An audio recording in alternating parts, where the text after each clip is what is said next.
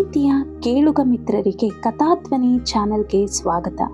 ಇನ್ನಷ್ಟು ನೆಚ್ಚಿನ ಪುಸ್ತಕಗಳ ಧ್ವನಿಗಾಗಿ ನನ್ನ ಚಾನೆಲ್ ಸಬ್ಸ್ಕ್ರೈಬ್ ಮಾಡುವುದನ್ನು ಮರೆಯದಿರಿ. ಹಿಂದಿನ ಸಂಚಿಕೆಯಿಂದ ಟೆರೆಸ್ನ ಮೇಲೆ ತಲವಾರ್ ದಂಪತಿಗಳ ಕೋಣೆಯ ವಿಂಡೋ ಏರ್ ಕಂಡೀಷನರ್, ಗೋಡೆಗೆ ಫಿಕ್ಸ್ ಮಾಡಿದಂತಹ ಏರ್ ಕಂಡೀಷನರ್ನ ಊರ್ಧ್ವ ಭಾಗ ಇದೆ. ಅದಕ್ಕೊಂದು ಪ್ಯಾನಲ್ ಕೂಡ ಇತ್ತು. ಜಲ್ವಾಯು ವಿಹಾರ್ನ L32 ನಂಬರಿನ ಮನೆಯ ಟೆರೆಸ್ಗೆ ಅಂಟಿಕೊಂಡೇ ಇನ್ನೊಂದು ಮನೆಯ ಟೆರೆಸ್ ಇದೆ. ಇವೆರಡೂ ಟೆರೆಸ್ಗಳ ನಡುವೆ ಗೋಡೆ ಹಾಗೂ ಒಂದು ಮೂಲೆಯಲ್ಲಿ ಕಬ್ಬಿಣದ ಸರಳಿನ ಬಾಗಿಲು ಕೂಡ ಇದೆ. ಇಂದಿನ ಸಂಚಿಕೆ ಕೊಲೆಯ ಹಿಂದಿನ ರಾತ್ರಿ.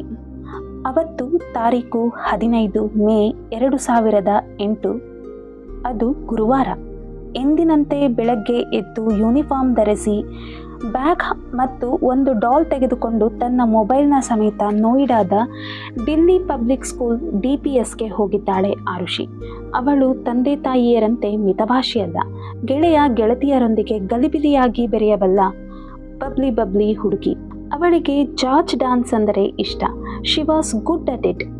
ಶಾಲೆಯಲ್ಲಿದ್ದ ಬುದ್ಧಿವಂತ ವಿದ್ಯಾರ್ಥಿಗಳ ಪೈಕಿ ಅವಳೂ ಒಬ್ಬಳು. ಕ್ಲಾಸಿಗೆ ಮೇಲಿಂದ ಮೇಲೆ ಅತಿ ಹೆಚ್ಚು ಅಂಕ ಪಡೆಯುತ್ತಿದ್ದ ಟಾಪರ್. ಹಾಗಂತ ಹುಡುಗಿ ಪುಸ್ತಕದ ಹುಳುವಲ್ಲ. ಚೇತನ್ ಭಗತ್ ತರಹದ ಮಾಮೂಲಿ ದರ್ಜೆಯ ಲೇಖಕರ ಪುಸ್ತಕಗಳನ್ನು ಓದುತ್ತಿದ್ದಳು. ಗೆಳೆಯ ಗೆಳತಿಯರೊಂದಿಗೆ ಪಾರ್ಟಿಗಳಿಗೆ ಹೋಗುತ್ತಿದ್ದಳು. ಕುಡಿಯುತ್ತಿದ್ದಳ ಗೊತ್ತಿಲ್ಲ, ಆದರೆ ಮೊಬೈಲ್ಗೆ ವಿಪರೀತ ಕಚ್ಚಿಕೊಂಡಿರುತ್ತಿದ್ದಳು. ಒಂದು ಮಾಹಿತಿಯ ಪ್ರಕಾರ 44 ದಿನಗಳಲ್ಲಿ ಅವಳು ಒಂದು ನಂಬರಿಗೆ 625 ಸಲಕ್ಕಿಂತ ಹೆಚ್ಚು ಸಲ ಕರೆ ಮಾಡಿದ್ದಳು, ಮಾತನಾಡಿದ್ದಳು. ಅವಳ ಮೊಬೈಲ್ ನೋಕಿಯಾ 72 ಮಾದರಿಯದಾಗಿದ್ದು ಮೊಬೈಲ್ ನಂಬರ್ 9639029306 ಆಗಿತ್ತು. ಮೊಬೈಲ್ನ IMEI ನಂಬರ್ 35465881281114 ಆಗಿತ್ತು. ಅನೇಕ ಹದಿಹರೆಯದ ಹುಡುಗಿಯರಂತೆ ಆರುಷಿ ವಿಪರೀತವಾಗಿ ತನ್ನ ಗೆಳೆಯ ಗೆಳತಿಯರಿಗೆ SMS ಮಾಡುತ್ತಿದ್ದಳು. ಹಾಗೂ ಅವಳಿಗೂ ಗೆಳೆಯರಿಂದ SMSಗಳು ಬರುತ್ತಿದ್ದವು. ಸಾಮಾನ್ಯವಾಗಿ ರಾತ್ರಿ 1-1:30 ತನಕ ಆರುಷಿ ಎದ್ದಿರುತ್ತಿದ್ದಳು. ಮೊಬೈಲ್ನಲ್ಲಿ ಮಾತನಾಡುತ್ತಿದ್ದಳು. SMSಗಳಂತೂ ಲೆಕ್ಕವಿಲ್ಲದಷ್ಟು ಬದಲಾಗುತ್ತಿದ್ದವು. ಆರುಷಿಯ ಶವದ ಪೋಸ್ಟ್ ಮಾರ್ಟಮ್ ವರದಿ ನೋಡುತ್ತಿದ್ದಂತೆಯೇ ಬೆಂಗಳೂರಿನ ಫೋರೆನ್ಸಿಕ್ ತಜ್ಞ ಡಾಕ್ಟರ್ ದೇವದಾಸ್ ಉದ್ಗರಿಸಿದ್ದೆಂದರೆ, ಶಿ ವಾಸ್ ಓವರ್ ಗ್ರೋನ್. ವಯಸ್ಸಿಗಿಂತ ಹೆಚ್ಚು ಬೆಳೆದಿದ್ದಳು ಹುಡುಗಿ. ಏಕೆಂದರೆ 14 ತುಂಬಿ 15ಕ್ಕೆ ಬೀಳುವ ಹಂತದಲ್ಲಿದ್ದ ಆರುಷಿಗೆ ಕೆಳವಸಡಿನಲ್ಲಿ 15 ಮತ್ತು ಮೇಲಿನ ವಸಡಿನಲ್ಲಿ 15 ಹಲ್ಲುಗಳು ಬಂದಿದ್ದವು. ಸಾಮಾನ್ಯವಾಗಿ ಆ ವಯಸ್ಸಿಗೆ 14 ಹಲ್ಲು ಬಂದಿರುತ್ತವೆ. ಉಳಿದ 4 ವಿಸ್ಡಮ್ ಟೀತ್ ನಂತರ ಬರುತ್ತವೆ. ಅದಿರಲಿ, ಸಾಧಾರಣ ಮೈಕಟ್ಟಿನ ಚಂದದ ಕಣ್ಣುಗಳ ಅಬೋಧ ಮುಖದ ಹುಡುಗಿ ಆರುಷಿ ಮಾನಸಿಕವಾಗಿ ಹಾಗೂ ಲೌಕಿಕವಾಗಿ ತನ್ನ ವಯಸ್ಸಿಗಿಂತ ಜಾಸ್ತಿಯೇ ಬೆಳೆದಿದ್ದಳು. ಇಂಥ ಹುಡುಗಿಯ ಕೊಲೆಯ ಹಿಂದಿನ ದಿನ ಏನೇನಾಯಿತು ಎಂಬುದನ್ನು ಗಮನಿಸುವುದು ಇಂಟ್ರೆಸ್ಟಿಂಗ್. ಅವತ್ತು 15 ಮೇ 2008 ಗುರುವಾರ. ಶಾಲೆ ಮುಗಿದ ಮೇಲೆ DPSನಿಂದ ಬಂದವಳನ್ನು ತಮ್ಮ ಕಾರಿನಲ್ಲಿ ಪಿಕ್ ಮಾಡಿಕೊಂಡು ಮನೆಗೆ ಕರೆತಂದದ್ದು ಆರುಷಿಯ ತಾಯಿ ಡಾಕ್ಟರ್ ನೂಪುರ್ ತಲವಾರ್. ಆಗ ಸಮಯ ಮಧ್ಯಾಹ್ನದ 1:30. ಆಗ ಮನೆಯಲ್ಲಿ ಹೇಮರಾಜ್ ಇದ್ದ. ಅಡುಗೆ ಮಾಡುತ್ತಿದ್ದ. ಊಟಕ್ಕೆ ಕೂಡುವ ವೇಳೆಗೆ ಸರಿಯಾಗಿ ಡಾಕ್ಟರ್ ರಾಜೇಶ್ ತಲವಾರರ ಅಣ್ಣ ಡಾಕ್ಟರ್ ದಿನೇಶ್ ತಲವಾರರ ಪತ್ನಿ ಡಾಕ್ಟರ್ ವಂದನಾ ಜಲ್ವಾಯು ವಿಹಾರ್ನ L32 ನಂಬರಿನ ಮನೆಗೆ ಬಂದಿದ್ದರು. ಹೇಮರಾಜ್ ಬಡಿಸಿದ್ದನ್ನು 3 ಜನ ಊಟ ಮಾಡಿದರು. ಸುಮಾರು 3:30ಯಿಂದ 4 ಗಂಟೆಯ ತನಕ ತಾಯಿ ಮಗಳೊಂದಿಗೆ ಇದ್ದ ಡಾಕ್ಟರ್ ವಂದನಾ ಅನಂತರ ಹೊರಟು ಹೋದರು. ಅವರು ಕೂಡ ಶಾಲೆಯಿಂದ ಮಗನನ್ನು ಪಿಕ್ ಮಾಡಿ ಮನೆಗೆ ಬಿಟ್ಟು ತಮ್ಮ ಕ್ಲಿನಿಕ್ಗೆ ಹೋಗಬೇಕಿತ್ತು. ಆಕೆ ಹೋದ ತುಸು ಹೊತ್ತಿಗೆ ಡಾಕ್ಟರ್ ನೂಪುರ್ ಕೂಡ ತಮ್ಮ ಕ್ಲಿನಿಕ್ಗೆ ಹೋದರು. ಆಕೆ ಹೋದ ಮೇಲೆ ಮನೆಯಲ್ಲಿ ಇದ್ದುದು ಹೇಮರಾಜ್ ಮತ್ತು ಆರುಷಿ ಮಾತ್ರ. ಆದರೆ ಡಾಕ್ಟರ್ ನೂಪುರ್ ಇಡೀ ಸಂಜೆ 7:30 ಸುಮಾರಿಗೆ ಹಿಂತಿರುಗಿದರು. ರಾತ್ರಿ 9:30ಕ್ಕೆ ಡಾಕ್ಟರ್ ರಾಜೇಶ್ ತಲವಾರ್ ದಿನದ ಕೆಲಸ ಮುಗಿಸಿ ಹಿಂತಿರುಗುವ ತನಕ ಮನೆಯಲ್ಲಿ ಹೇಮರಾಜ್, ಡಾಕ್ಟರ್ ನೂಪುರ್ ಮತ್ತು ಆರುಷಿ ಮಾತ್ರ ಇದ್ದರು. ಹಾಗೆ ಡಾಕ್ಟರ್ ರಾಜೇಶ್ ತಲವಾರ್ರನ್ನು ಮನೆಯ ಬಳಿ ಇಳಿಸಿ ಅದೇ ಅಪಾರ್ಟ್ಮೆಂಟ್ನಲ್ಲಿರುವ ಚಿಕ್ನೇಸ್ ಕುಟುಂಬಕ್ಕೆ ಸೇರಿದ ಪಾರ್ಕಿಂಗ್ನಲ್ಲಿ ಸ್ಯಾಂಟ್ರೋ ಕಾರ್ ಪಾರ್ಕ್ ಮಾಡಿದ ಉಮೇಶ್ ಶರ್ಮಾ ಕಾರಿನ ಚಾವಿ ಕೊಟ್ಟು ಹೋಗಲು ಮರಳಿ ಬಂದಾಗ ಅವನಿಗೆ ಮೊದಲು ಕಾಣಿಸಿದ್ದು ಡಾಕ್ಟರ್ ನೂಪುರ್, ಆರುಷಿ ಮತ್ತು ಹೇಮರಾಜ್. ಅಷ್ಟರಲ್ಲಿ ಬೆಡ್ರೂಮ್ನಿಂದ ಹೊರಬಂದದ್ದು ಡಾಕ್ಟರ್ ರಾಜೇಶ್ ತಲವಾರ್. ಅದರರ್ಥ ಆರುಷಿ ಮತ್ತು ಹೇಮರಾಜ್ರನ್ನು ಜೀವಂತವಾಗಿ ಕಡೆಯ ಬಾರಿಗೆ ನೋಡಿದ ಹೊರಗಿನ ಮನುಷ್ಯ ಅಂದರೆ ಅದು ಡ್ರೈವರ್ ಉಮೇಶ್ ಶರ್ಮಾ. ಅದನ್ನು ನ್ಯಾಯಾಲಯದ ಭಾಷೆಯಲ್ಲಿ ಲಾಸ್ಟ್ ಸೀನ್ ಥಿಯರಿ ಅನ್ನುತ್ತಾರೆ. ಈ ಬಗ್ಗೆ ವಿಸ್ತೃತ ಚರ್ಚೆ ನಡೆದಿದೆ. ಮತ್ತೆ ಆ ವಿಷಯಕ್ಕೆ ಬರುತ್ತೇನೆ. ವಿಶೇಷವೆಂದರೆ ಅವತ್ತೇ 15 ಮೇ 2008ರಂದು ಡಾಕ್ಟರ್ ತಲವಾರರ ಮನೆಗೆ ಒಂದು ಕೊರಿಯರ್ ಬಂದಿತ್ತು. ಅದನ್ನು ಸಹಿ ಮಾಡಿ ತೆಗೆದುಕೊಂಡಿದ್ದವನು ಆಳು ಹೇಮರಾಜ್. ಒಳಗಿನ ತಮ್ಮ ಬೆಡ್ರೂಮ್ಗೆ ಹೋಗಿ ಕೊರಿಯರ್ನಲ್ಲಿ ಬಂದ ಪ್ಯಾಕೆಟ್ ಬಿಚ್ಚಿ ನೋಡಿದ ಡಾಕ್ಟರ್ ರಾಜೇಶ್ ತಲವಾರ್ ತಮ್ಮ ಪತ್ನಿಯನ್ನು ಕರೆದು ಹೇಳಿದರು, ನೋಡು, ಮಗುವಿನ ಬರ್ತ್ಡೇಗೆ ಇನ್ನೊಂದೇ ವಾರ ಬಾಕಿ ಇದೆ. ಮೇ 24ಕ್ಕೆ ಅವಳ ಜನ್ಮದಿನ. ಅವತ್ತಿಗೆ ಉಡುಗೊರೆಯಾಗಿ ಕೊಡಲೆಂದು ನಾನೇ 4 ದಿನಗಳಿಗೆ ಮುಂಚೆ ನೆಟ್ನ ಮೂಲಕ ಈ ಡಿಜಿಟಲ್ ಕ್ಯಾಮರಾ ತರಿಸಿದ್ದೇನೆ. ಅವತ್ತು ಅವಳಿಗಿದನ್ನು ಕೊಡೋಣ. ಆ ಮಾತಿಗೆ ಡಾಕ್ಟರ್ ನೂಪುರ್ ಯಾಕೆ ಹಾಗೆ ಉತ್ತರಿಸಿದರೋ ಗೊತ್ತಿಲ್ಲ. ಮುಂದೆ ಆ ಸಾಧಾರಣ ಸಂಗತಿಯೇ ತಮ್ಮಿಬ್ಬರ ಕೊರಳಿಗೆ ಉರುಳಾದೀತು ಎಂಬುದು ಆಕೆಗೆ ತಾನೇ ಏನು ಗೊತ್ತು. ಹುಟ್ಟುಹಬ್ಬವಿನ್ನೂ 8 ದಿನದಷ್ಟು ದೂರವಿದೆ. ಅಲ್ಲಿಯ ತನಕ ಕಾಯಿಸುವುದೇಕೆ? ಇವತ್ತೇ ಕೊಟ್ಟು ಬಿಡೋಣ. ಹುಡುಗಿ ಖುಷಿ ಪಡುತ್ತಾಳೆ. ಲೆಟ್ಸ್ ಗಿವ್ ಇಟ್ ನಾವ್ ಅಂದುಬಿಟ್ಟರು. ಯಾವ ಅಗೋಚರ ದೇವತೆ ತಥಾಸ್ತು ಅಂದಿತೋ. ಕೈಗೆ ಅಪ್ಪ ಅಮ್ಮ ಡಿಜಿಟಲ್ ಕ್ಯಾಮರಾ ಕೊಟ್ಟ ಕೂಡಲೇ ಎಕ್ಸೈಟ್ ಆದ ಆರುಷಿ ತನ್ನದೇ ಕೋಣೆಯಲ್ಲಿ ಸುಮಾರು 10-11 ಫೋಟೋ ತೆಗೆದಳು. ಅವುಗಳಲ್ಲಿ ಅಪ್ಪ ಅಮ್ಮ ದಾಖಲಾದರು, ಅವಳೂ ದಾಖಲಾದಳು. ಜೊತೆಗೆ ಅವಳ ಕೋಣೆಯ ಆಟಿಕೆಗಳ, ಹಾಸಿಗೆಯ, ಚಾದರದ ಚಿತ್ರಗಳೂ ದಾಖಲಾದವು. ವಿಶೇಷವೆಂದರೆ ಆರುಷಿಯ ಗೋಡೆ ಗಡಿಯಾರವು ಈ ಫೋಟೋಗಳಲ್ಲಿ ದಾಖಲಾಯಿತು. ಅದರರ್ಥ ರಾತ್ರಿ ಸುಮಾರು 9:50ಕ್ಕೆ ಈ ಚಿತ್ರಗಳನ್ನು ತೆಗೆಯಲಾಯಿತು. ಸುಮಾರು 9:40ಕ್ಕೆ 3 ಜನರ ಊಟ ಮುಗಿದಿತ್ತು. ಹಾಗೆ ಮಗಳಿಗೆ ಕೆಮರಾ ಕೊಟ್ಟು ತಮ್ಮ ಬೆಡ್ರೂಮಿಗೆ ಮರಳಿದ ಡಾಕ್ಟರ್ ತಲವಾರ್ ದಂಪತಿಗಳು ಆರುಷಿಯ ಕೋಣೆಗೆ ಹೊರಗಡೆಯಿಂದ ಲಾಕ್ ಮಾಡಿದರ? God knows. ಆಗಲೇ ಹೇಳಿದಂತೆ ದಂಪತಿಗಳ ಕೋಣೆಯ ಪಕ್ಕದಲ್ಲೇ ಆರುಷಿಯ ಕೋಣೆ ಇದೆ. ಎರಡರ ಮಧ್ಯೆ ಸಿಬಿಐ ಪೊಲೀಸರ ಪ್ರಕಾರ ಕೇವಲ ಕಟ್ಟಿಗೆಯ ಗೋಡೆ ಇದೆ. ಆದರೆ ತಲವಾರ್ ದಂಪತಿಗಳ ಪ್ರಕಾರ ಅದು ಇಟ್ಟಿಗೆಯ ಗೋಡೆಯೇ. ಅದರ ಬಣ್ಣ ಕಿತ್ತು ಹೋಗಿದ್ದುದರಿಂದ ಕಾರ್ಪೆಂಟರ್ನ ಸಲಹೆಯ ಮೇರೆಗೆ ಅದಕ್ಕೆ ಕಟ್ಟಿಗೆಯ ಕವಚದಂತಹುದನ್ನು ಹೊಡೆಸಿ ವುಡನ್ ಪ್ಯಾನಲಿಂಗ್ ಮಾಡಲಾಗಿತ್ತು. ಸಾಮಾನ್ಯವಾಗಿ ಬೆಳೆದ ಮಗಳನ್ನು ದಂಪತಿಗಳು ತಮ್ಮ ಪಕ್ಕ ಮಲಗಿಸಿಕೊಳ್ಳುವುದಿಲ್ಲ. ಪ್ರತ್ಯೇಕ ಕೋಣೆ ನೀಡಿದಾಗ ಮನೆಯಲ್ಲಿ ಬೇರೆ ಗಂಡಸು ಇದ್ದ ಪಕ್ಷದಲ್ಲಿ ಅವಳ ಕೋಣೆಗೆ ಕ್ಲಿಕ್ ಶಟ್ ಲಾಕ್ ಪದ್ಧತಿಯ ಬೇಗ ಮಾಡಿಸುತ್ತಾರೆ. ಬಾಗಿಲು ಹಾಕಿಕೊಂಡರೆ ಮತ್ತು ಒಳಗಿನಿಂದ ಒಂದು ಗುಂಡಿ ಅದುಮಿದರೆ ಅದನ್ನು ಹೊರಗಿನಿಂದ ತಳ್ಳಿ ನಾಬ್ ತಿರುಗಿಸಿ ತೆರೆಯಲಾಗುವುದಿಲ್ಲ. ತೆರೆಯಬೇಕೆಂದರೆ ಹೊರಗಿನ ವ್ಯಕ್ತಿಯ ಬಳಿ ಕೋಣೆಯ ಆ ಕ್ಲಿಕ್ ಶಟ್ ಲಾಕ್ನ ಬೀಗದ ಕೈ ಇರಲೇಬೇಕು. ಅವತ್ತು ಕೊಲೆಯ ಹಿಂದಿನ ರಾತ್ರಿ ಆರುಷಿಯನ್ನು ಕೋಣೆಯಲ್ಲಿ ಬಿಟ್ಟು ತಮ್ಮ ಕೋಣೆಗೆ ಹೋದ ದಂಪತಿಗಳು ತಕ್ಷಣ ಮಲಗಿದಂತೆ ಕಾಣದು.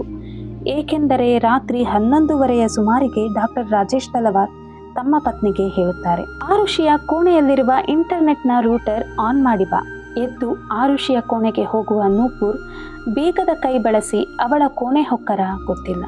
ಕೋಣೆಗೆ ಹೋದಾಗ ಆರುಷಿ ಚೇತನ್ ಭಗತ್ ಬರೆದ 3 ಮಿಸ್ಟೇಕ್ಸ್ ಆಫ್ ಮೈ ಲೈಫ್ ಪುಸ್ತಕ ಓದುತ್ತಿದ್ದಳು. ರೂಟರ್ ಆನ್ ಮಾಡಿ ತಮ್ಮ ಕೋಣೆಗೆ ಹಿಂತಿರುಗಿದ ನೂಪುರ್ ಮಗಳ ಕೋಣೆಯನ್ನು ಹೊರಗಿನಿಂದ ಮಾತ್ರ ತೆರೆಯುವ ರೀತಿಯಲ್ಲಿ ಲಾಕ್ ಮಾಡಿಕೊಂಡು ಬಂದರ ಗೊತ್ತಿಲ್ಲ. ಸಾಕ್ಷ್ಯಾಧಾರದ ಪ್ರಕಾರ ಡಾಕ್ಟರ್ ರಾಜೇಶ್ ತಲವಾರ್ ಮೇ 15-16ರ ಮಧ್ಯರಾತ್ರಿ 12:08 ತನಕ ಇಂಟರ್ನೆಟ್ಗೆ ಲಾಗಿನ್ ಆಗಿ ಲ್ಯಾಪ್ಟಾಪ್ನಲ್ಲಿ ಕೆಲಸ ಮಾಡುತ್ತಿದ್ದರು. ಈ ಮಧ್ಯೆ ಲ್ಯಾಂಡ್ಲೈನ್ಗೆ ಒಂದು ಅಂತಾರಾಷ್ಟ್ರೀಯ ಕರೆ ಬಂದಿತ್ತು. ಅದನ್ನು ಡಾಕ್ಟರ್ ತಲವಾರ್ ಸ್ವೀಕರಿಸಿದ್ದರು. ಅದರರ್ಥ ಲ್ಯಾಂಡ್ ಫೋನ್ನ ರಿಂಗರ್ ಆನ್ ಆಗಿತ್ತು. ಲ್ಯಾಂಡ್ ಫೋನ್ ತಲವಾರ್ ದಂಪತಿಗಳ ಕೋಣೆಯಲ್ಲಿಯೇ ಇತ್ತು. ಆದರೆ ಆರುಷಿಯ ಬೆಸ್ಟ್ ಫ್ರೆಂಡ್ ಅನ್ಮೋಲ್ ರಾತ್ರಿ 12ಕ್ಕೆ ಆರುಷಿಯ ಮೊಬೈಲ್ಗೆ ಕರೆ ಮಾಡಲು ನೋಡಿದ. ವಿಚಿತ್ರವೆಂಬಂತೆ ಅದು ಆಫ್ ಆಗಿತ್ತು. ಅವಳು ಸಾಮಾನ್ಯವಾಗಿ 1 ಗಂಟೆಯ ನಂತರವೂ ಗೆಳತಿಯರೊಂದಿಗೆ ಹೊರಟುತ್ತಿದ್ದಳು. ಅವತ್ತು ಅನ್ಮೋಲ್ ಕಳಿಸಿದ SMS ಕೂಡ ರಿಸೀವ್ ಆಗಿಲ್ಲ. ನೂಪುರ್ ತಲವಾರ್ ಆನ್ ಮಾಡಿ ಬಂದ ರೂಟರ್ ಮೇ 15-16ರ ರಾತ್ರಿ ಬಿಟ್ಟು ಬಿಡದೆ ಕೆಲಸ ಮಾಡಿದೆ. ಸಾಮಾನ್ಯವಾಗಿ ಒಂದು ಲ್ಯಾಪ್ಟಾಪ್ ಅಥವಾ ಕಂಪ್ಯೂಟರ್ನೊಂದಿಗೆ ರೂಟರ್ ಅಥವಾ ಮಾಡೆಮ್ನ ಸಂಪರ್ಕ ಸಾಧಿಸಿದ ತಕ್ಷಣ ಅವು ಜಗತ್ತಿನ ಎಲ್ಲ ಕಂಪ್ಯೂಟರ್ಗಳಿಗೂ ತೆರೆದುಕೊಳ್ಳುತ್ತವೆ. ಅದು ಇಂಟರ್ನೆಟ್ ಜಗತ್ತು. ಪ್ರತಿ ಮನೆಗೂ ಒಂದು ರೂಟರ್ ಇರುತ್ತದೆ. ಅದು ಆ ಮನೆಯ ಕಂಪ್ಯೂಟರ್ ಅಥವಾ ಲ್ಯಾಪ್ಟಾಪ್ ಅನ್ನು ಸರ್ವಿಸ್ ಪ್ರೊವೈಡರ್ಗೆ ಕನೆಕ್ಟ್ ಮಾಡುತ್ತದೆ. ಕೆಲವು ಸಲ ರೂಟರ್ ಇಂತಿಷ್ಟು ಗಂಟೆಗಳ ನಂತರ ತಂತಾನೇ ಆಫ್ ಆಗುವ ಮತ್ತು ತಂತಾನೇ ಆನ್ ಆಗುವ ಯಾಂತ್ರಿಕ ವ್ಯವಸ್ಥೆಯನ್ನು ಮಾಡಲಾಗಿರುತ್ತದೆ. ಗಮನಿಸಬೇಕಾದ ಅಂಶವೆಂದರೆ ಇಂಥ ರೂಟರ್ನ ಕನೆಕ್ಟ್ ಮಾಡಿಕೊಳ್ಳುವುದಕ್ಕೆ ಪ್ರತಿ ಮನೆಯವರು ಒಂದು ಪಾಸ್ವರ್ಡ್ ಇಟ್ಟುಕೊಂಡಿರುತ್ತಾರೆ. ಆದರೆ ಜಗತ್ತಿನ 80% ಜನ ಪಾಸ್ವರ್ಡ್ ಇಟ್ಟುಕೊಂಡಿರುವುದಿಲ್ಲ. ಹೀಗಾಗಿ ಅಕ್ಕಪಕ್ಕದ ಮನೆಯವರು ಕೂಡ ಈ ರೂಟರ್ನ ಮೂಲಕ ತಮ್ಮ ಕಂಪ್ಯೂಟರ್ಗಳಲ್ಲಿ ಕೆಲಸ ಮಾಡಿಕೊಳ್ಳುತ್ತಿರುತ್ತಾರೆ. ರೂಟರ್ನ ಬಳಕೆ ಎಷ್ಟೇ ಆದರೂ ಅದರ ಫೀ ನಿಗದಿತವಾಗಿರುತ್ತದಾದ್ದರಿಂದ ನಮ್ಮ ಮನೆಯ ರೂಟರ್ ಮೂಲಕ ಪಕ್ಕದ ಮನೆಯವರು ಕೆಲಸ ಮಾಡುತ್ತಿದ್ದರೂ ನಾವು ತಕರಾರು ಮಾಡುವುದಿಲ್ಲ. ಹೀಗಾಗಿ ಡಾಕ್ಟರ್ ತಲವಾರ್ 12 ಗಂಟೆ 8 ನಿಮಿಷಕ್ಕೆ ಲಾಗಿನ್ ಆದರೂ ಅದೆಷ್ಟು ಹೊತ್ತಿನ ತನಕ ತಮ್ಮ ಲ್ಯಾಪ್ಟಾಪ್ನಲ್ಲಿ ಕೆಲಸ ಮಾಡುತ್ತಿದ್ದರು ಎಂಬುದು ನಿಗದಿಯಾಗುವುದಿಲ್ಲ. ಇದರಲ್ಲಿ ನಿಗದಿಯಾಗುವ ಅಂಶ ಒಂದೇ. ದಂಪತಿಗಳು ಹೇಳುವಂತೆ ಅವರು ಮೇ 15ರ ರಾತ್ರಿ 11:30ಕ್ಕಂತೂ ನಿದ್ರಿಸಿಲ್ಲ. 12 ಗಂಟೆಯ ನಂತರವೂ ಅವರಲ್ಲಿ ಒಬ್ಬರು ಎಚ್ಚರವಿದ್ದಾರೆ. ಎಚ್ಚರವಾಗಿದ್ದ ಮಾತ್ರಕ್ಕೆ ಅವರೇ ತಮ್ಮ ಮಗಳ ಕೊಲೆ ಮಾಡಿದರ? ಅದು ಪ್ರಶ್ನೆ. ಅವತ್ತು ರಾತ್ರಿ ಒಂದು ಕ್ಷಣಕ್ಕೂ ನೋಯ್ಡಾದಲ್ಲಿ ವಿದ್ಯುತ್ ವ್ಯತ್ಯಯವಾಗಿರಲಿಲ್ಲ, ಶಟ್ ಡೌನ್ ಆಗಿರಲಿಲ್ಲ ಅಥವಾ ಕರೆಂಟ್ ಹೋಗಿರಲಿಲ್ಲ ಎಂಬುದಾಗಿ ವಿದ್ಯುತ್ ಸರಬರಾಜು ಮಂಡಳಿಯ ಉನ್ನತ ಅಧಿಕಾರಿ ತಮ್ಮ ಲಾಗ್ಬುಕ್ನ ಆಧಾರ ತೋರಿಸಿ ಸಾಕ್ಷ್ಯ ನುಡಿದಿದ್ದಾರೆ. ಕೊಲೆಯ ಹಿಂದಿನ ರಾತ್ರಿಯ ಇನ್ನೊಂದು ಗಮನಾರ್ಹ ಸಂಗತಿ ಎಂದರೆ ಅವತ್ತು ಎಂದಿನಂತೆ ಹೇಮರಾಜ್ ಏಕಾಂಗಿಯಾಗಿ ತನ್ನ ಕೋಣೆಯಲ್ಲಿ ಮಲಗಿದ್ದ. ತಲವಾರ್ ದಂಪತಿಗಳ ಕೋಣೆಯಲ್ಲಿ ಹಳೆಯ ಕಾಲದ ಏರ್ ಕಂಡೀಷನರ್ ಶಬ್ದ ಮಾಡಿಕೊಂಡು ಕೆಲಸ ಮಾಡುತ್ತಿತ್ತು. ಆರುಷಿಯ ಕೋಣೆಯಲ್ಲಿ ಈಗಿನ ಮನೆಗಳಲ್ಲೆಲ್ಲ ಬಳಸುವ ಸ್ಪ್ಲಿಟ್ ಏರ್ ಕಂಡೀಷನರ್ ಕೆಲಸ ಮಾಡುತ್ತಿತ್ತು. ಮೇಲಿನ ಟೆರೆಸ್ನ ಬಾಗಿಲು ಹಾಕಿದ್ದು ಒಳಗಿನಿಂದ ಅದಕ್ಕೆ ಬೀಗ ಹಾಕಲಾಗಿತ್ತು.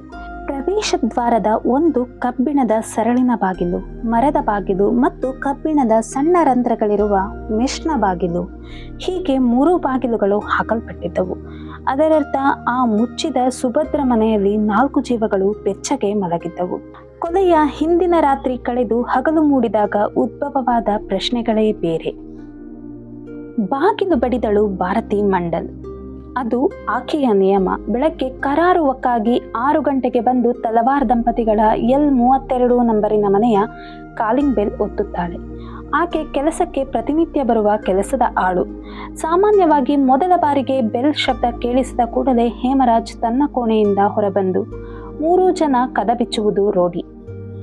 2 ಬಾರಿ ಭಾರತಿ ಬೆಲ್ ಅದುಮಿದಾಗಲೂ ಯಾರೂ ಬಾಗಿಲು ತೆರೆಯುವುದಿಲ್ಲ. ಬದಲಿಗೆ ಕೊಂಚ ಹೊತ್ತಿಗೆ ತಮ್ಮ ಬೆಡ್ರೂಮಿನಿಂದ ನೈಟ್ ಗೌನ್ ಧರಿಸಿಕೊಂಡು ಹೊರಬರುವ ಡಾಕ್ಟರ್ ನೂಪುರ್ ತಲವಾರ್, ಹೇಮರಾಜ್ ಬಾಗಿಲು ತೆಗೆಯಲಿಲ್ಲವಾ? ಇಲ್ಲೇ ಹಾಲು ತರಲಿಕ್ಕೆ ಮದರ್ ಡೈರಿಗೆ ಹೋಗಿರುತ್ತಾನೆ, ಇರು ಅನ್ನುತ್ತಾರೆ. ಅವನಿಗಾಗಿ ಕಾಯುವುದೇಕೆ? ನೀವು ಒಳಗಿನಿಂದ ಬಾಗಿಲು ತೆರೆಯಿರಿ, ನಾನು ಬರುತ್ತೇನೆ ಅಂತ ಭಾರತಿ ಮಂಡಲ್ ಅಂದಾಗ ಡಾಕ್ಟರ್ ನೂಪುರ್ ತಮ್ಮ ಮನೆಯ ಲ್ಯಾಂಡ್ ಫೋನ್ನಿಂದ 0120431638 ಹೇಮರಾಜ್ ಬಳಸುತ್ತಿದ್ದ ಡಾಕ್ಟರ್ ರಾಜೇಶ್ ತಲವಾರ್ ಹೆಸರಿನಲ್ಲೇ ಇರುವ ಮೊಬೈಲ್ ನಂಬರ್ 9213515485 ಇದಕ್ಕೆ ಫೋನ್ ಮಾಡಿ ಅವನು ಎಲ್ಲಿದ್ದಾನೆ ಎಂದು ತಿಳಿದುಕೊಳ್ಳುವ ಪ್ರಯತ್ನ ಮಾಡುತ್ತಾಳೆ. ಆದರೆ ಹೇಮರಾಜ್ ತನ್ನ ಫೋನ್ ರಿಸೀವ್ ಮಾಡಿ ಏನೂ ಮಾತನಾಡದೆ ಕೆಲವು ಸೆಕೆಂಡ್ಗಳ ಬಳಿಕ ಕಟ್ ಮಾಡುತ್ತಾನೆ. ಸರಿ, ನೀನು ಮೆಟ್ಟಿಲಿಳಿದು ಕೆಳಗಡೆ ಹೋಗು, ನಾನು ಬಾಲ್ಕನಿಯಿಂದ ಡೂಪ್ಲಿಕೇಟ್ ಬೀಗದ ಕೈ ಎಸೆಯುತ್ತೇನೆ, ಹೊರಗಿನಿಂದ ಬಾಗಿಲ ಬೀಗ ತೆಗೆದು ಒಳಕ್ಕೆ ಬರುವೆಯಂತೆ ಎಂದು ಭಾರತಿಗೆ ಹೇಳುತ್ತಾರೆ ಡಾಕ್ಟರ್ ನೂಪುರ್ ತಲವಾರ್.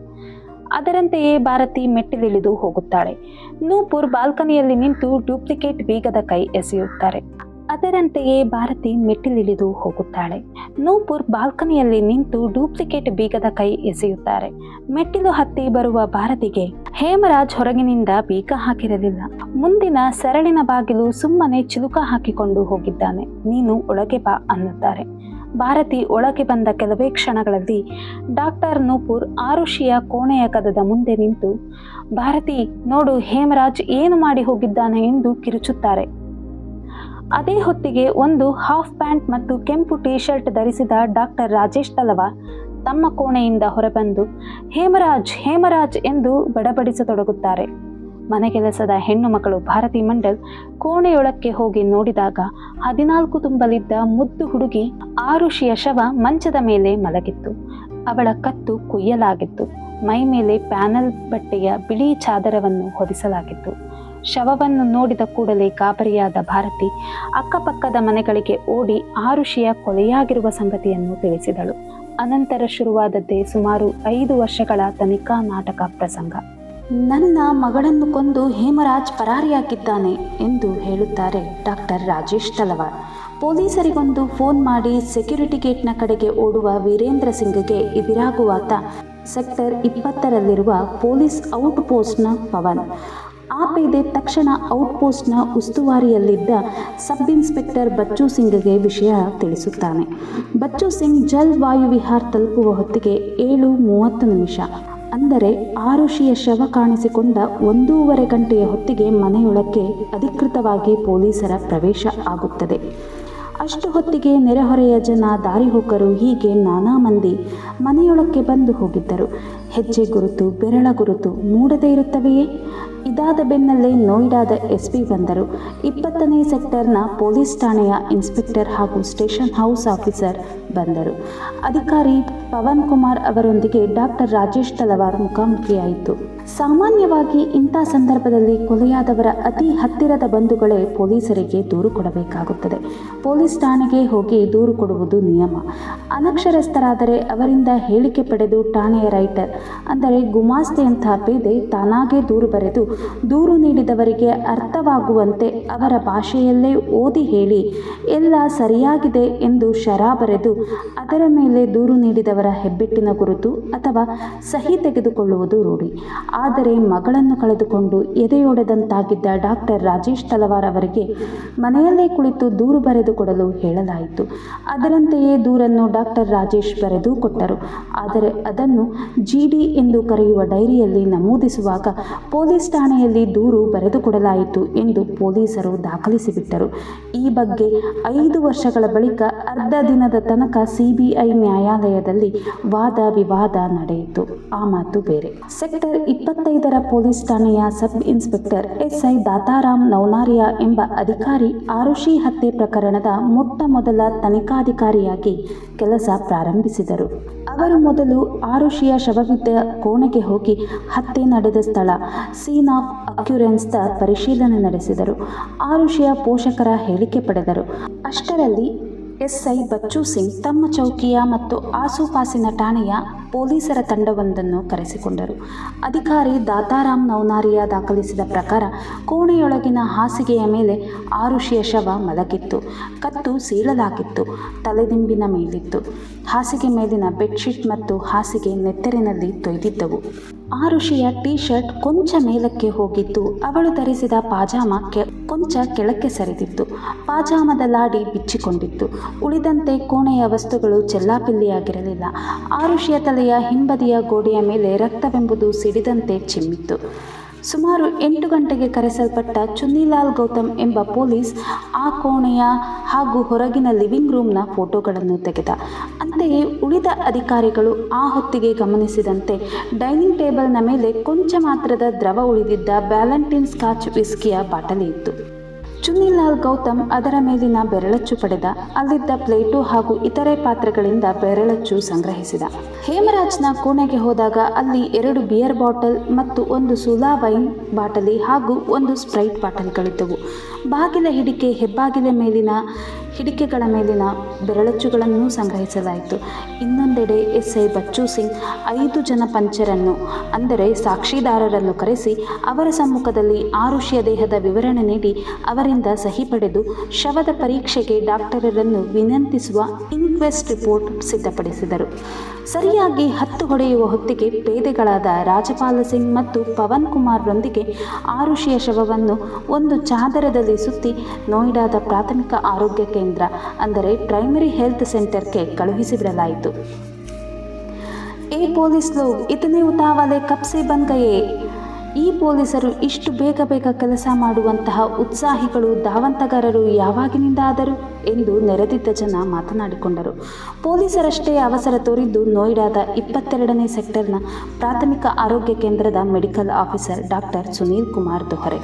ಸಾಮಾನ್ಯ ಪ್ರಕರಣಗಳಲ್ಲಿ ಮೆಡಿಕಲ್ ಆಫೀಸರ್ಗಳಿಂದ ಮರಣೋತ್ತರ ಪರೀಕ್ಷೆ ಮಾಡಿಸುತ್ತಾರೆ. ಆದರೆ ಕೊಂಚ ಕ್ಲಿಷ್ಟ ಅನ್ನಿಸುವಂಥ ಸಂದರ್ಭಗಳಲ್ಲಿ ಫೋರೆನ್ಸಿಕ್ ತಜ್ಞರಿಂದ ಪರೀಕ್ಷೆ ಮಾಡಿಸುತ್ತಾರೆ.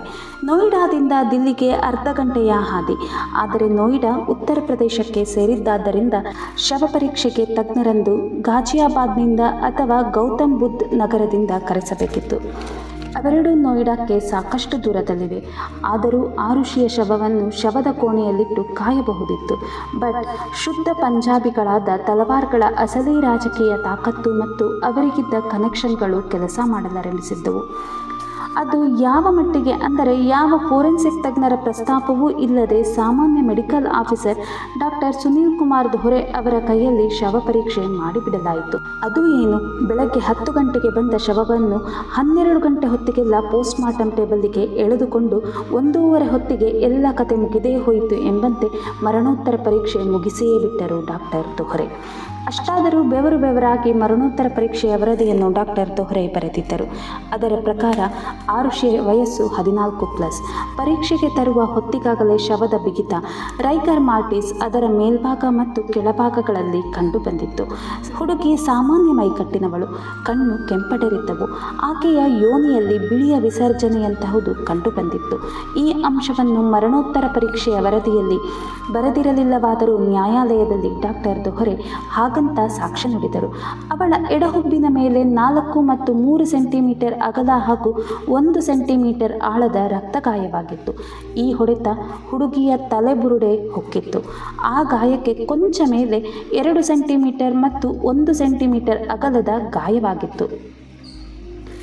ತಲೆಯ ಪಕ್ಕದ ಎಡಕಿವಿಯ ಮೆಲುಭಾಗದಲ್ಲಿ 8x2 ಸೆಂಟಿಮೀಟರ್ ಅಳತೆಯ ಬಲವಾದ ಗಾಯವಾಗಿತ್ತು. ಮುಖ್ಯವಾದ ಅಂಶವೆಂದರೆ ಗಂಡಸರಿಗೆ ಕುತ್ತಿಗೆಯ ಮಧ್ಯಭಾಗದಲ್ಲಿ ಒಂದು ಚಾಚಿಕೊಂಡಂತೆ ಎದ್ದು ನಿಂತ ಮೂಳೆ ಇರುತ್ತದಲ್ಲ, ಅದನ್ನು ಆಡಮ್ಸ್ ಆ್ಯಪಲ್ ಅನ್ನುತ್ತಾರೆ. ಅದು ನಿಜಕ್ಕೂ ಮೂಳೆಯಲ್ಲ, ಮೂಳೆಗಿಂತ ಮೃದುವಾದ ಕಾರ್ಟಿಲೇಜ್. ಆ ತರಹದ್ದು ಆಡಮ್ಸ್ ಆ್ಯಪಲ್ನಂತೆ ಉಬುಕಿಕೊಂಡಿರದಿದ್ದರೂ ಹೆಂಗಸರಿಗೂ ಕಾರ್ಟಿಲೇಜ್ ಇರುತ್ತದೆ.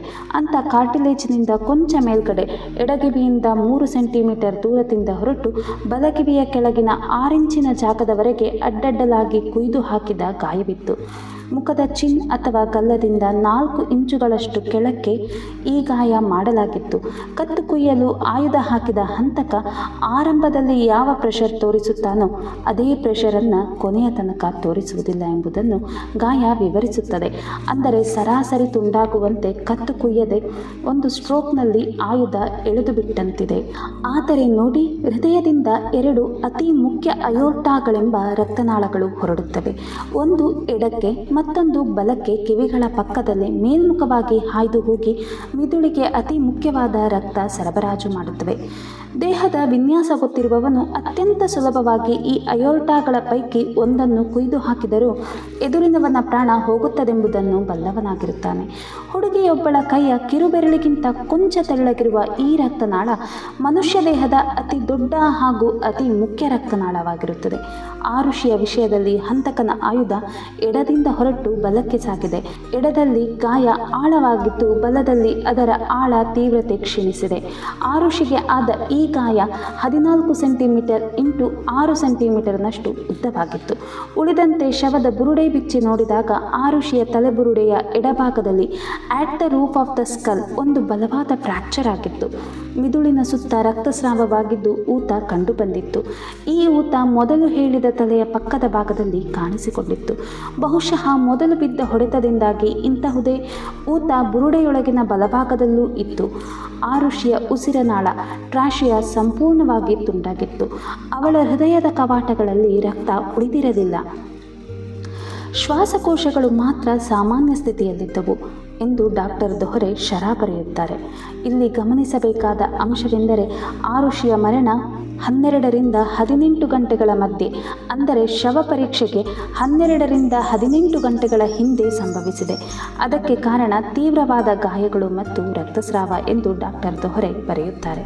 ಫೋರೆನ್ಸಿಕ್ ವೈದ್ಯರು ಈ ವ್ಯಕ್ತಿ ಸತ್ತು ಎಷ್ಟು ಗಂಟೆಗಳಾದವು ಎಂದು ತೀರ್ಮಾನಿಸಲಿಕ್ಕೆ ಬಳಸುವ ವಿಧಾನಗಳ ಪೈಕಿ ಶವದ ಹೊಟ್ಟೆಯಲ್ಲಿನ ಆಹಾರದ ಸ್ಥಿತಿಗತಿಯನ್ನು ಗಮನಿಸುವುದು ಒಂದು ವಿಧಾನ. ಆರುಷಿಯ ಹೊಟ್ಟೆಯಲ್ಲಿ ಅರ್ಧ ಜೀರ್ಣವಾದ ಆಹಾರವಿತ್ತು ಅಂತ ಡಾಕ್ಟರ್ ದೊರೆ ಬರೆಯುತ್ತಾರೆ. ಆದರೆ ನಿಖರವಾಗಿ ಎಷ್ಟು ಆಹಾರ ಜೀರ್ಣವಾಗದೆ ಉಳಿದಿತ್ತು ಎಂದು ಬರೆಯುವುದಿಲ್ಲ. ಏಕೆಂದರೆ ಅವರು ಫೋರೆನ್ಸಿಕ್ ಶಾಸ್ತ್ರ ಓದಿಕೊಂಡ ವೈದ್ಯರಲ್ಲ ನೋಡಿ. ಹೊಟ್ಟೆ ಎನ್ನುವುದು ಆಹಾರದ ವಿಷಯದಲ್ಲಿ ಒಂದು ಪ್ಲಾಟ್ಫಾರ್ಮ್ನಂತಹುದು. ಅದೊಂದು ಟ್ರಾನ್ಸಿಟ್ ಪಾಯಿಂಟ್. ಯಾವ ಆಹಾರವು ಹೊಟ್ಟೆಯಲ್ಲಿ ಉಳಿಯುವುದಿಲ್ಲ. ಮನುಷ್ಯ ತಿಂದದ್ದು ಹೊಟ್ಟೆ ಸೇರಿ ಅನಂತರ ಸ್ವಲ್ಪ ಸ್ವಲ್ಪವಾಗಿ ಸಣ್ಣ ಕರುಳಿನೊಳಕ್ಕೆ ತಳ್ಳಲ್ಪಡುತ್ತದೆ. ಉದಾಹರಣೆಗೆ ಆ ಋಷಿ 400 ಗ್ರಾಂನಷ್ಟು ಆಹಾರ ಸೇವಿಸಿದ್ದರೆ ಅದು ಕರುಳು ಸೇರಿ ಹೊಟ್ಟೆ ಪೂರ್ತಿಯಾಗಿ ಖಾಲಿಯಾಗುವುದಕ್ಕೆ 4 ತಾಸು ಹಿಡಿಯುತ್ತದೆ. ಅಂದರೆ ಅವಳು 8 ಗಂಟೆಗೆ ಊಟ ಮಾಡಿದ್ದರೆ 12 ಗಂಟೆಯ ಹೊತ್ತಿಗೆ ಹೊಟ್ಟೆ ಬರಿದಾಗಿ ಆಹಾರ ಕರುಳು ಸೇರಬೇಕಾಗಿತ್ತು. ಅರ್ಧ ಉಳಿದಿತ್ತು ಅಂದರೆ ಊಟವಾದ 2-2.5 ತಾಸುಗಳಿಗೆ ಕೊಲೆಯಾಗಿದ್ದಾಳೆ ಅಂತ ಆಗುತ್ತದೆ. ಆದರೆ ತಿಂದ ಆಹಾರ ಎಂತಹುದು ಎಂಬ ಜಿಜ್ಞಾಸೆಯೇ ಬೇರೆ ತೆರನಾದದ್ದು. ಶಾಕಾಹಾರ ಬೇಗ ಅರಗುತ್ತದೆ.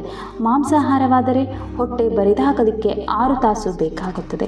ಆ ಋಷಿಯ ಹೊಟ್ಟೆಯಲ್ಲಿನ್ನೂ ಆಹಾರ ಉಳಿದಿತ್ತು ಅನ್ನುವುದಾದರೆ ಅವಳು ಊಟ ಮಾಡಿದ ನಂತರ 4 ತಾಸಿನ ಒಳಗಾಗಿಯೇ ಕೊಲೆಯಾಗಿದ್ದಾಳೆ ಎಂಬ ತೀರ್ಮಾನಕ್ಕೆ ಬರಬೇಕಾಗುತ್ತದೆ. ಹೀಗಾಗಿ ಡಾಕ್ಟರ್ ದೊಹರೆ 12ರಿಂದ 18 ಗಂಟೆಯೊಳಗಾಗಿ ಕೊಲೆಯಾಗಿದ್ದಾಳೆ ಅಂತ ತೀರ್ಪು ನೀಡುವುದು ಅಸಂಬದ್ಧವಾಗುತ್ತದೆ. ಅದಾದ ಮೇಲೆ ಡಾಕ್ಟರ್ ದೊಹರೆ ಆ ಋಷಿಯ ಗುಪ್ತಾಂಗದಿಂದ ವ್ಯಾಜಿನಲ್ ಸ್ವಾಬ್ಸ್ ಸಂಗ್ರಹಿಸಲಾಯಿತು ಎಂದು ಬರೆಯುತ್ತಾರೆ. ಇದಕ್ಕೆ ಮುನ್ನ ವ್ಯಾಜಿನಲ್ ಸ್ವಾಬ್ಸ್ ತೆಗೆದುಕೊಳ್ಳಬೇಕು.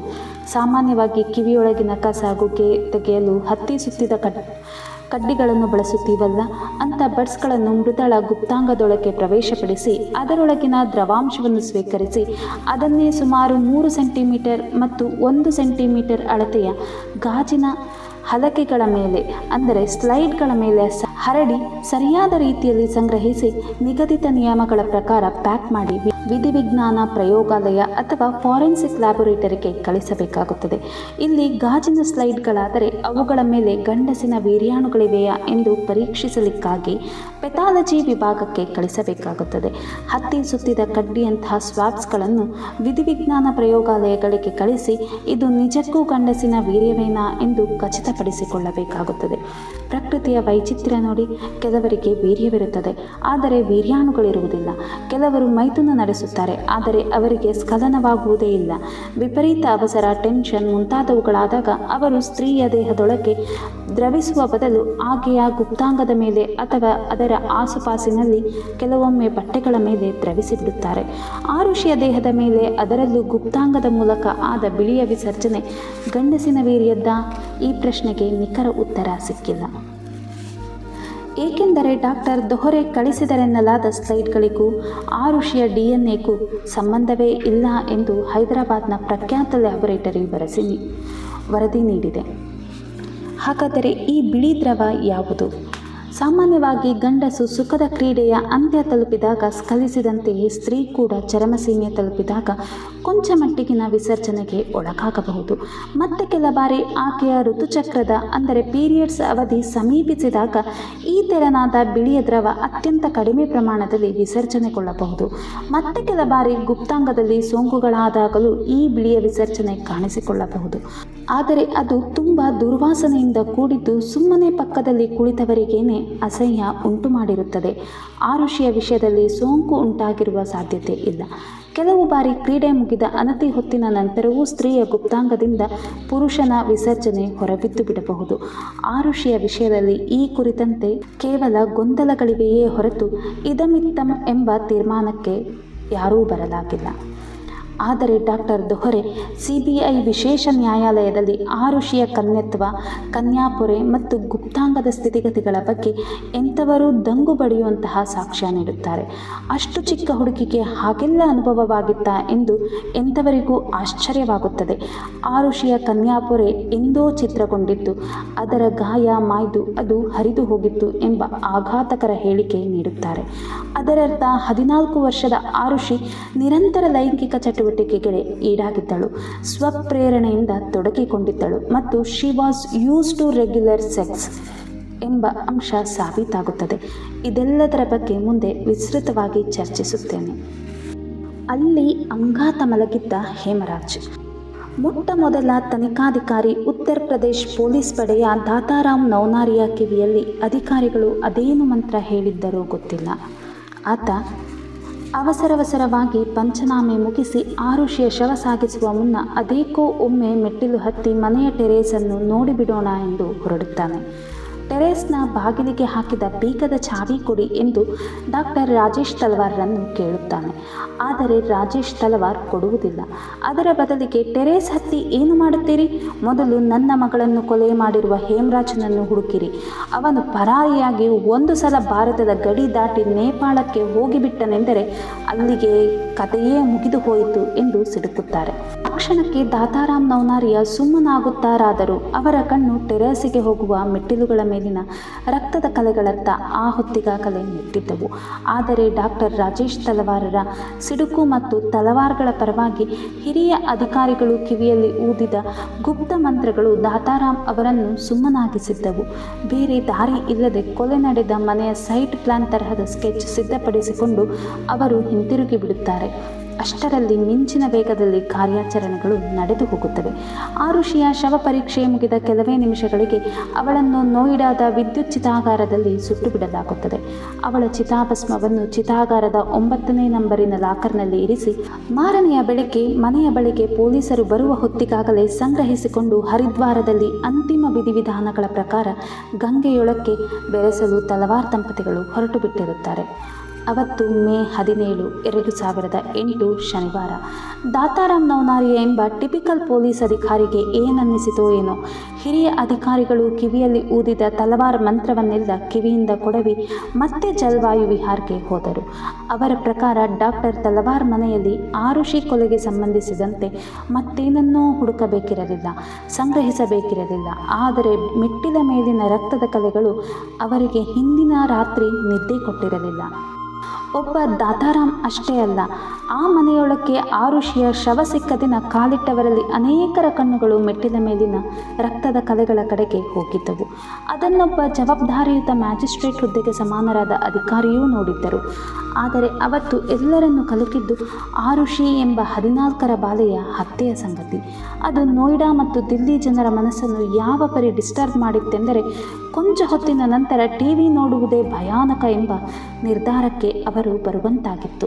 ವಿಪರೀತ ಸಾಲಿಡ್ ಆದ ಸುದ್ದಿವಾಹಿನಿಗಳು, ನೋಡಿ, ಮನೆ ಕೆಲಸಕ್ಕೆ ಗಂಡಸರನ್ನು ಇಟ್ಟುಕೊಂಡರೆ ಹೀಗೆ ಆಗೋದು, ಅದರಲ್ಲೂ ನೇಪಾಳಿಗಳನ್ನು ಇಟ್ಟುಕೊಳ್ಳಲೇಬಾರದು, ಹೇಮರಾಜ್ನನ್ನು ನೇಮಿಸಿಕೊಳ್ಳುವಾಗ ಡಾಕ್ಟರ್ ತಲವಾರ್ ದಂಪತಿಗಳು ಪೊಲೀಸ್ ವೆರಿಫಿಕೇಶನ್ ಕೂಡ ಮಾಡಿಸಿರಲಿಲ್ಲ, ಇನ್ನು ಇಂಥ ಅಮಾಯಕ ಹುಡುಗಿಯರ ಕೊಲೆಗಳು ಅವೆಷ್ಟು ನಡೆಯಲಿವೆಯೋ ಎಂದು ದಿನವಿಡೀ ಗರ್ಜಿಸಿ ನಿಜಕ್ಕೂ ಭಯದ ಗೊಂದಲದ ವಾತಾವರಣ ಉಂಟು ಮಾಡಿದ್ದವು. ತನ್ನ ಪಾಡಿಗೆ ಬಿಟ್ಟಿದ್ದರೆ ಆರುಷಿ ಕೊಲೆ ಪ್ರಕರಣ ಇಷ್ಟೆಲ್ಲ ಜಟಿಲವಾಗದೆ ಕೆಲವೇ ಗಂಟೆಗಳಲ್ಲಿ ತಾರ್ಕಿಕ ಅಂತ್ಯ ಕಂಡುಬಿಡುತ್ತಿತ್ತು. ಆದರೆ ಟಿವಿಗಳು ಪ್ರಕರಣವನ್ನು ಅನಗತ್ಯವಾಗಿ ವೈಭವೀಕರಿಸಿ ಚಿತ್ರಿಸಿದ್ದವು. ಮರುದಿನದ ಹೊತ್ತಿಗೆ ದಾತಾರಾಮ್ ತಲವಾರ್ ದಂಪತಿಗಳ ಮನೆಗೆ ಹೋಗುವುದರೊಳಗಾಗಿ ದಂಪತಿಗಳು ತಮ್ಮ ಮಗಳ ಚಿತಾಭಸ್ಮವನ್ನು ತೆಗೆದುಕೊಂಡು ಕಾರಿನಲ್ಲಿ ಹರಿದ್ವಾರಕ್ಕೆ ಹೊರಟು ಬಿಟ್ಟಿದ್ದರು. ಮನೆಯಲ್ಲಿದ್ದವರು ರಾಜೇಶ್ರ ಅಣ್ಣ ಡಾಕ್ಟರ್ ದಿನೇಶ್ ತಲವಾರ್. ಟೆರೇಸ್ಗೆ ಹಾಕಿದ ಬಾಗಿಲಿನ ಬೀಗದ ಕೈ ನನ್ನಲ್ಲಿ ಇಲ್ಲ ಅಂದರು ಆತ. ಇಡೀ ಮನೆ ಹುಡುಕಿದರೂ ಸಿಗಲಿಲ್ಲ. ಅದನ್ನು ಹೇಮರಾಜ್ ತನ್ನ ಬಳಿಯೇ ಇಟ್ಟುಕೊಳ್ಳುತ್ತಿದ್ದ ಅಂದರು. ಆಗ ಅವರೊಂದಿಗೆ ನಿವೃತ್ತ DYSP K Gautam, doctor Sushil Chaudhary ಮುಂತಾದವರಿದ್ದರು. ಚಾವಿಯನ್ನು ಬೇಕಾದರೆ ಹುಡುಕು, ಅದು ಸಿಗದಿದ್ದರೆ ಬಾಗಿಲಿನ ಚಿಲುಕ ಬಿಚ್ಚಿ ಬೀಗದ ಸಮೇತ ತಂದುಬಿಡು, ಆದರೆ ಬೀಗ ಒಡೆಯಬೇಡ ಎಂದು ಹಿರಿಯ ಅಧಿಕಾರಿಯೊಬ್ಬರು ದಾತಾರಾಮ್ಗೆ ಹೇಳಿದ್ದರು. ಅದ್ಯಾವುದನ್ನೂ ಲೆಕ್ಕಿಸದೆ ರಕ್ತದ ಕಲೆಗಳಿದ್ದ ಮೆಟ್ಟಿಲು ಹತ್ತಿ ಹೋಗಿ ಟೆರೇಸ್ನ ಬಾಗಿಲ ಬೀಗ ಒಡೆದೇ ಬಿಟ್ಟರು ದಾತಾರಾಮ್ ನೌನಾರಿಯ. ಆಗ ಬಂತು ಗಪ್ಪನೆ ಕೊಳೆತ ಹೆಣದ ವಾಸನೆ. ಪ್ರೀತಿಯ ಸ್ನೇಹಿತರೆ, ಯಾರದ್ದಿರಬಹುದು ಆ ಹೆಣ? ಆರುಷಿಯ ಹತ್ಯೆಯ ಬೆನ್ನಲ್ಲೇ ಇದು ನಡೆದಿತ್ತ? ಈ ಕೊಲೆಗೂ ಆ ಕೊಲೆಗೂ ಸಂಬಂಧವಿದೆಯಾ? ನೋಡೋಣ ಮುಂದಿನ ಸಂಚಿಕೆಯಲ್ಲಿ.